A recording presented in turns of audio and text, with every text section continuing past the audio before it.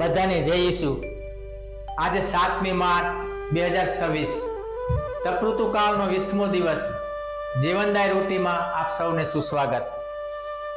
16મી સદીમાં રોમ શહેરમાં સંત ફિલિપ નેરી ઘણા યુવાનોને ભેગા કરીને તેમને આધ્યાત્મિક માર્ગદર્શન આપતા હતા।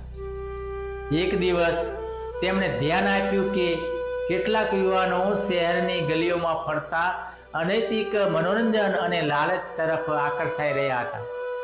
ત્યારે ફિલિપ નેરીએ એક યુવાનને પ્રેમથી કહ્યું, મારા પુત્ર, જ્યારે તું પાપ કરવા જતો હોય ત્યારે યાદ રાખ કે ઈશ્વર તારા અંદર હાજર છે। શું તું ઈશ્વરની હાજરીમાં આવું કરવાની હિંમત કરીશ? આ શબ્દોએ યુવાનના હૃદયને ખૂબ સ્પર્શી ગયા। ત્યારથી તે પાપથી દૂર રહીને પવિત્ર જીવન જીવવા પ્રયત્ન કરવા લાગ્યો। ફિલિપ નેરી ઘણીવાર યુવાનોને યાદ અપાવતા કે ભગવાન પોતાની કૃપાથી માનવીના હૃદયમાં વસે છે, તેથી આપણું જીવન પવિત્ર અને શુદ્ધ હોવું જોઈએ। આ રીતે તેમના માર્ગદર્શનથી રોમના ઘણા યુવાનો પવિત્ર જીવન તરફ વળ્યા।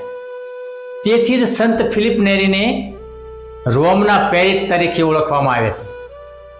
આ ઘટના આપણને આજના વાચન 2 કોરિન્થ 6:14-7:1 સંત પાઉલ કહે છે કે અમે જીવતા ઈશ્વરનું મંદિર છીએ।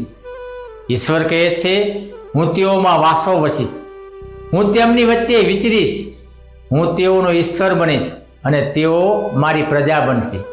સંત પાઉલ ફરી યાદ અપાવે છે, શું તમને ખબર નથી કે તમારું શરીર પવિત્ર આત્માનું મંદિર છે? આથી પથ્થરથી બનેલા મંદિરો કરતાં પણ વધારે મહાન તો આપણે જાતે છીએ, ઈશ્વરના જીવંત મંદિરો। તેથી ચાલો આપણા જીવનને પવિત્ર રાખીને ઈશ્વરને મહિમા આપીએ। આમીન।